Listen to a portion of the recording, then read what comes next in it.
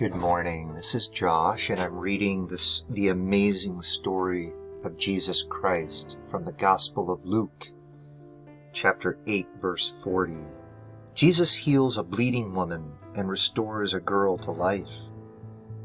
The same story can be found in Matthew 9, 18-26, and Mark 5, 21-43.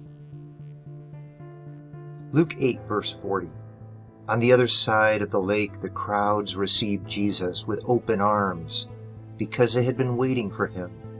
And now a man named Jairus, a leader of the local synagogue, came and fell down at the feet of Jesus, begging him to come home with him. His only child was dying, a little girl 12 years old. As Jesus went with him, he was surrounded by the crowds. And there was a woman in the crowd who had had a hemorrhage of 12 years. She had spent everything she had on doctors and still could find no cure. She came up behind Jesus and touched the fringe of his robe. Immediately the bleeding stopped. "Who touched me?"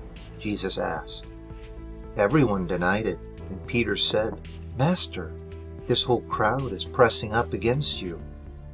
But Jesus told him, "No, someone deliberately touched me, for I felt healing power go out from me." When the woman realized that Jesus knew, she began to tremble and fell to her knees before him. The whole crowd heard her explain why she had touched him, and that she had been immediately healed. "Daughter," he said to her, "your faith has made you well.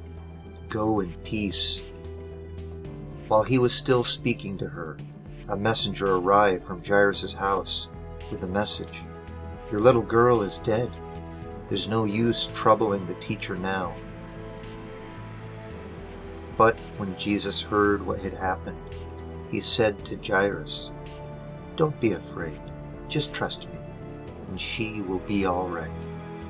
Arrived at the house, Jesus wouldn't let anyone go in with him except Peter, James, John, and the little girl's father and mother.